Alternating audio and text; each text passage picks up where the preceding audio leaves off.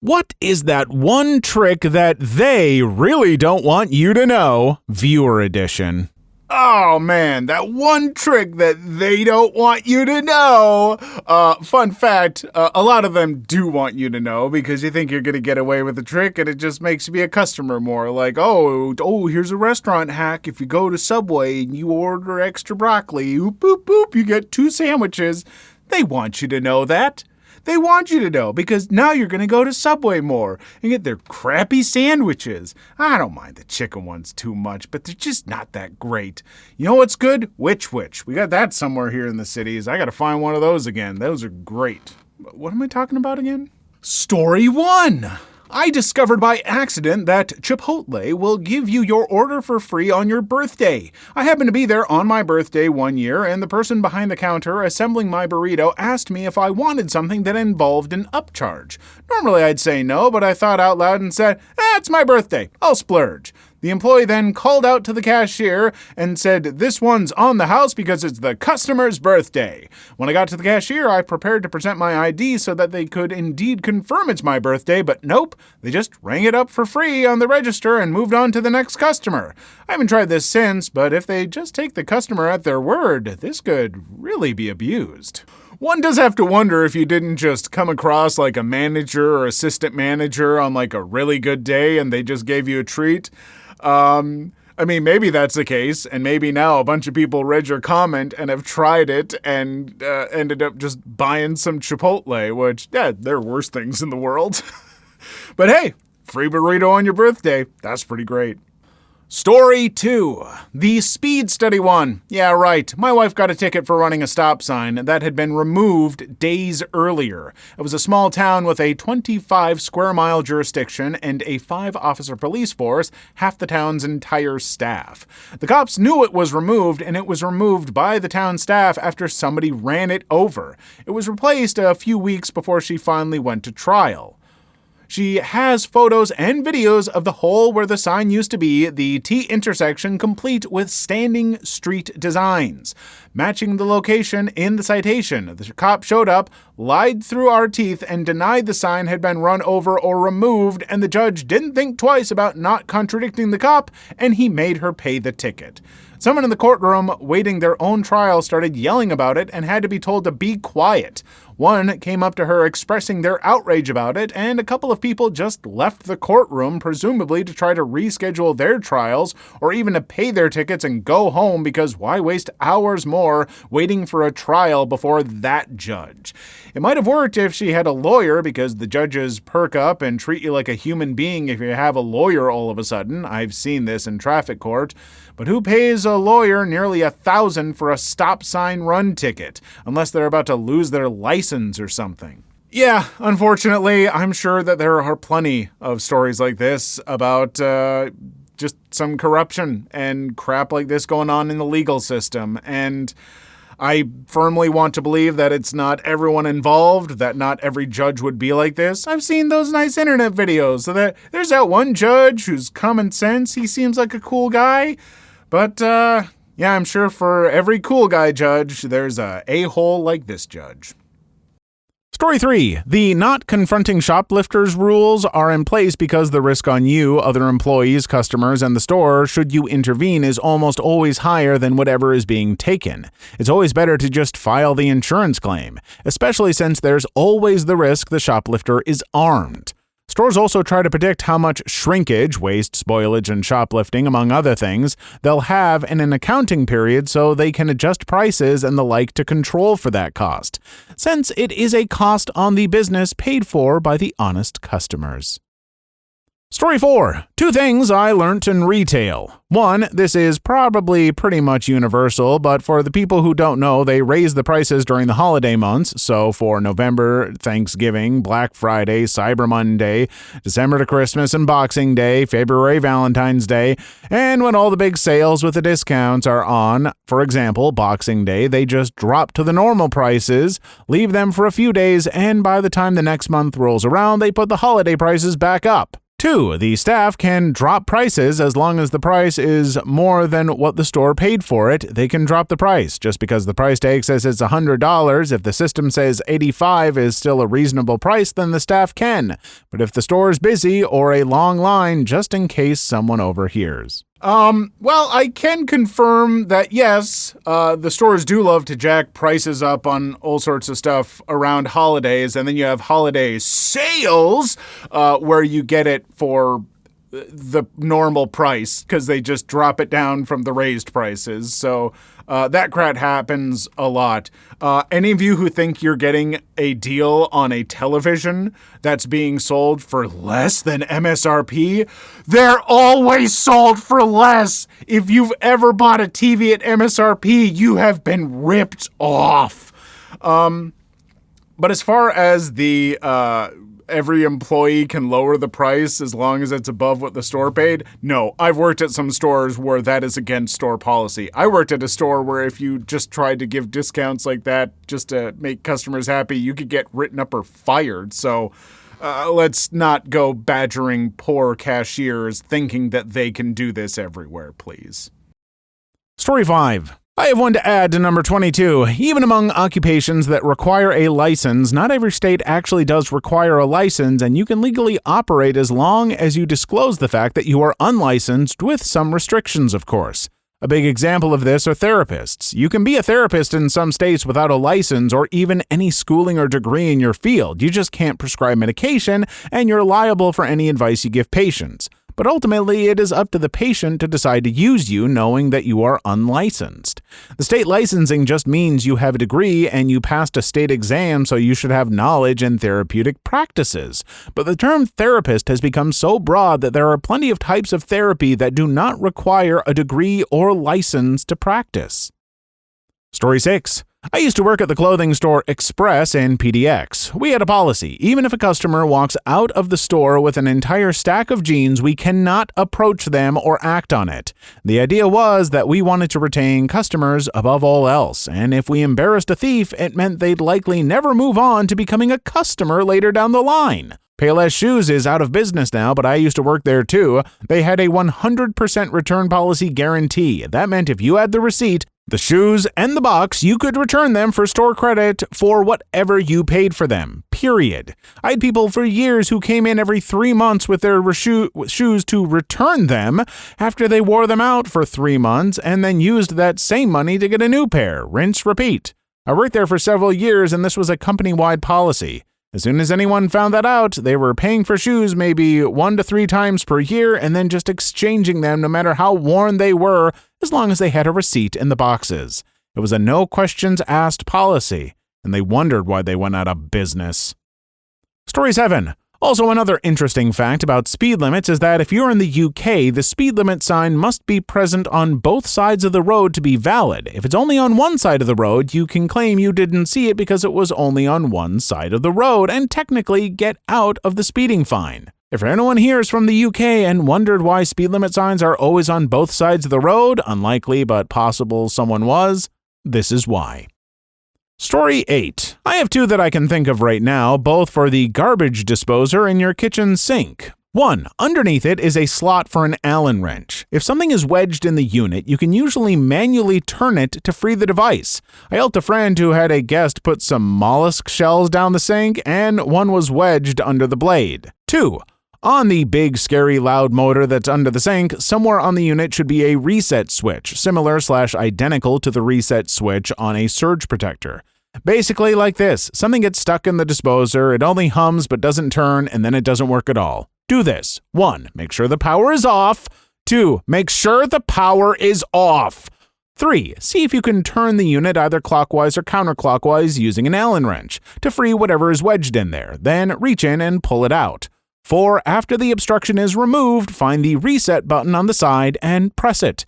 You've easily saved yourself $100 from the house call from a plumber, probably more. Oh, garbage disposals. They are the loudest, scariest thing in many an American kitchen. I heard it's not a big thing in Europe. I hear that some of you are confused that we have this, and I am too. Hate the thing. They're annoying to maintain. and they're scary as hell. And but yeah, no, if they get jammed up, this is very legitimate advice. I have used this advice, and yeah, don't call a plumber if you don't have to, but also don't take risks if you don't want to. Putting your hand in that thing is, I mean, that's horror movie bait right there. Story 9. Concerning unregulated professions, security contractors are usually looking for spots to fill. As a current federal security officer, my last 2 jobs and almost 2 years of work experience were because my email tag was funny. Used that to get my current job, and I'm currently the second highest paid in that position due to my prior federal work and documentation proving as such. I've only had the job for about 9 months, and I have government health insurance, double dip in Sunday premium pay, night differential, guaranteed overtime, union benefits, and a very generous locality percentage adjustment. I also get double pay for working holidays, no college or special in-field experience with equipment or anything aside from a 1.5 years in-field as a security guard in any capacity. Story 10. Had 2 car dealerships near me that were run by brothers that did not get along and were in direct competition with one another, so much so that I was able to negotiate the price of my Jeep down to 3/4 of the original asking price. Was originally $41,000, got it down to $30,000. The only difference in the Jeeps was the one I got had about 1,500 more miles on it. I still remember the sales guy calling the owner when I showed them the brothers listing. "You'll never believe what that effer priced that Wrangler for." Also, when trading in a vehicle, the dealership will only ever offer about 50% of the vehicle's worth. So when negotiating price on a used vehicle, try to aim at taking 25% off the asking price. Another good tip is to never let them know you're paying cash until the very end. They assume you're going to finance the vehicle and take that into consideration when they negotiate price. They profit more when you have to finance the vehicle, so they're more willing to lower the asking price, believing they will make the money back when it comes to financing. Story 11. At Walmart, where I worked, they would sometimes say that if thieves got past the second set of doors, we had to let them go. Other times, managers have chased the mother effers all the way to the trailer park down the street. I personally watched a suspected thief fly out the door with a computer in his cart. I followed at a distance of about 75 feet. He kept looking back. I kept following. Finally, he walked away from the cart, and I rolled it and the computer back inside. Story 12. I never once had to call someone out for shoplifting. I did, however, point out how nice that puffy winter jacket was in 70-degree weather and how she must have been cold in the store because the jacket wasn't zipped when she came in. She called herself out on the shoplifting, freaked out, and threw the stuff on the floor and walked out. Story 13. Speaking on the hotel's lack of intershift communication, I once stayed at a love hotel with my girlfriend that charged a certain amount of money for 5 hours. Well, we got really freaking drunk and missed the 5-hour mark for another 5 hours. They didn't charge us anything extra nor said anything when we left, and we realized it was because during our original 5-hour period, they changed shifts, and the receptionist that was there when we left didn't check the time we arrived. This was also evident by the fact that they didn't call our room to notify us our time was almost up, something all other hotels we've stayed at have done. We've done that a couple more times at that hotel. It really helps with our student finances, LOL. You know, I'm not sure just how many people are going to get a whole lot of use about this love hotel hack, but you know what? If there are folks out there who are going to get some use out of this, hey, there you go. Get yourself a little bit extra. And if you're just like, but you're taking money away from the poor love hotel people, you're probably not, and they're probably ripping you off in all their own ways. So I don't know, use your best judgment, do whatever. I'm not the angel or the devil on your shoulder. I'm me. Story 14. When I lived in an apartment in 1988 and we had a washer and dryer in the basement, it was $1.25, but I was poor. So through random experience, I learned if you put 5 quarters in the slots and slowly push it in, you will hear a click. Pull back the tray and you keep the quarters, but the machine recognized the click, probably because people in apartments tend to be, well, rough with stuff they don't own and slam the tray in as hard as they can, so I think the machine is engineered for the slams. The light should come on when it hears the click. Story 15. I've worked on customer support as well. People will call and complain that the technician did this and that, and they were charged for said service. Most of the time, it's a legitimate service, like calling for a technician to come to their house to fix the issue or install something to fix it. If you ask for a manager, we will do as you asked as long as you aren't rude about it. Because at the end of the day, we do have the tools to do it. We just aren't allowed to without authorization from a higher position. Customers always seem to not realize that when they have some sort of technician or someone who's working on something come to their house, those technicians have like so many different rules that they have to follow. And customers are just like, well, can't you just do this one thing? And in the customer's mind, it's just like, it's just the one thing I want done that I can't do. Why can't you do it? It's not a big deal. I won't get you in trouble for it. But for the technician, if they said yes to every customer, eventually one of them's going to be an a-hole that sues them for something. And that stuff sucks. So if a technician tells you that they're not allowed to do something, they can't install or fix something or whatever, please just leave them alone. It means they can't. Don't make them risk their job for you. Story 16. On the shoplifting, they don't confront you on purpose, but they do keep track of the value of items you're stealing. Once it gets big enough to become a federal crime or something, that's when they nab you. Story 17. Inheritance tax. Almost every country has one, some up to 55% of the appraisal value. Imagine your parents dying and you having to pay hundreds of thousands just to not be homeless. What rich people do is to open a company, transfer property to it, and make themselves the main controller. If the controller dies, the company contract appoints their son as the new controller. Make a company for each child, and all the proceeds will be over on the day of your funeral instead of years of legal battles and hefty taxes. Story 18. Story 27 with name brand versus store brands changing up the price per unit to contrast with generic brands is indeed intentional. One reason why is that because the generic/store brands are almost always significantly cheaper than name brands, the name brands work out contracts with retailers like Walmart and Kroger that require any side-by-side comparison of store brand knockoff products to have their price tags labeled in a way that makes them look more expensive. Otherwise, people might stop buying the big name brand products in favor of cheaper products that are exactly or effectively the same.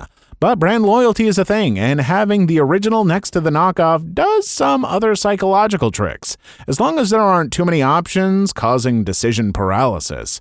It's like one of the earlier stories said, everything in a store is engineered to sell more things to consumers. Sticking with soda, for example, one might see a pack of 16-ounce name-brand sodas listed at 10 cents per ounce, while the generic or store-brand soda is listed as 80 cents per can. Because most shoppers are quickly checking for the lowest price, thinking smaller number equal better, and not trying to do math to convert everything to standard units, the store brand looks more expensive at first glance, but doing the math, that 10 cents per ounce becomes $1.60 per can for the name brand versus the 80 cents per can for the store brand. And suddenly the store brand is a much better deal. This is one area where my brain is really good at this kind of math, and so I never even noticed this. I just always am automatically doing these calculations in my head when I would buy stuff. And so I didn't realize this was a thing until it was brought in front of me in the last video where we got these comments from. And I was just like, oh, yeah, I guess that is something that they must do. I guess not everyone looks at every product and is just like, let me divide the price by the ounces or the units or whatever. I'm very slow at shopping, so yeah. Story 19. Another college hack. Start a Google Doc note-taking document and share it with your peers in class. Often people make Discord servers for classes, especially online classes, but you'd be super surprised how many people would contribute to the notes in a class-wide shared Google Doc. And when quizzes or assignments happen, a lot of times, especially if you set the precedent yourself, people will put hints or little tidbits to help each other on assignments if they completed them first, etc. Story 20. The part with the secondhand items, I bought a used Xbox Elite Series 2 controller for $150, and then I dropped it by accident a little while after I got it. I went to the Microsoft website and searched the serial number, and it still had a warranty on it from the previous owner. So I filled out a warranty replacement, and Microsoft sent a brand new controller after I sent mine back. I got a brand new controller and saved $50. Story 21. I have a friend who was in the market for a beater car to get him to work and back. My girlfriend works at a large car dealership. An old beat-up car was traded in for $500, so she called me right away. My friend and I went up there after work to check it out. To our dismay, the insane used car manager had put it on the lot with a price of $6,000. Even the salesman was blown away. He went and asked the manager if it was a mistake, and the manager said no. We agreed that clearly the car wasn't worth more than $600. I told him to tell his manager that and that I'd buy it for $800. The manager got peed off but agreed to sell it for $800. Story 22. How about some Starbucks hacks? If you want to add whipped cream to a drink that doesn't normally get it, don't ask for it on the drink. Order a pup cup. It's literally just a free cup of whipped cream you can add on after the fact. Bottled water is expensive. A cup of ice water is free. A hot tea is super cheap, like $3 for a grande. If you order any size above a tall, the barista will put 2 bags in the cup. Ask for 1 bag on the side, and you've got yourself 2-for-1 tea. The refreshers are just juice, water, lemonade, coconut milk, and ice. Order a refresher of your choice with no water, no ice, and no berries. The juice only accounts for about 1/3 of the drink, so you just got 3 for the price of 1. Not really a hack, but mocha, toasted vanilla syrup, and steamed coconut milk tastes like s'mores. Made it while training, would highly recommend. You know, as I was reading this, I was thinking in my head like, I'll never use this stuff. I'm not a Starbucks person. The last time I went to a Starbucks was years ago because it was the only coffee place by my work. And there were just some days where I needed that extra cup of coffee or something. And so, fine, I'll go to Starbucks. Not a huge fan, but it's fine. And I was not interested in all of this thing. Refreshers? I don't even know what that is. I always just get coffee. But when I read about the mixing mocha, toasted vanilla syrup, and steamed coconut milk and it tasting like a s'more, you have got me. You have won me over. I need to look up and find who wrote this comment, but you, gold star, everybody, love this person for what they've done. Everything should taste like s'mores. The end. Story 23.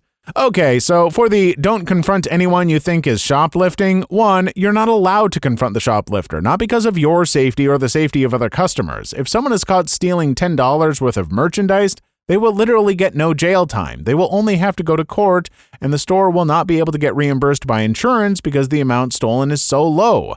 What stores will do is tag the person. Tag means that they will use the security cameras to identify the shoplifter. This does not mean they know the identity, simply that they will have their image on file. The shoplifter is then allowed to come back and steal some more, unaware of the mounting footage on them.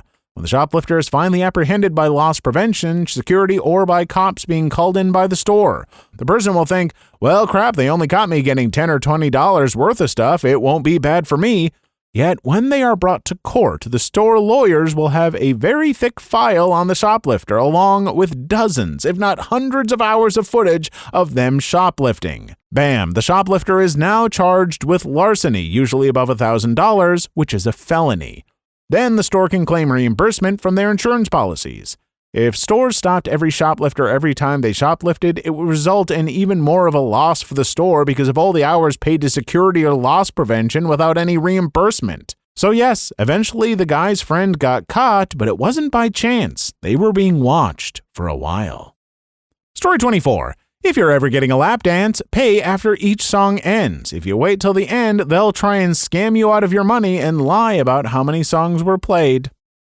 Story 25. I used to steal candy and put it in my mom's purse or in my brother's pockets/hoodies. We'd get in the car and I'd just bust out all these Snickers bars and candy crocodiles. Mom would say, "Briggs, you're a cheeky little crap, you know that?" And I'd say, "You want one of these crocodiles or not?" She would always choose the purple ones.